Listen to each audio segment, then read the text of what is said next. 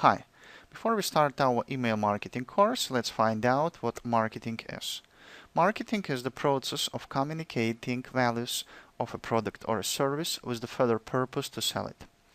And email marketing is a powerful tool which helps us deliver our message to a potential customer.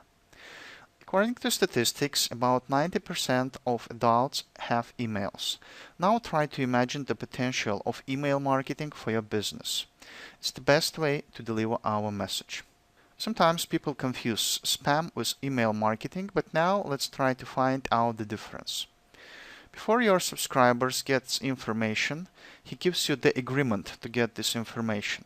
And why it happens? It happens because your subscriber might be interested in your product, service, in the brand you represent, or just helpful info which you share. And spam is a type of garbage because no one gives agreement on it. Just daily we receive tons of emails which we did not agree to receive. This is supposed to be spam. Spam is illegal and it's a kind of garbage.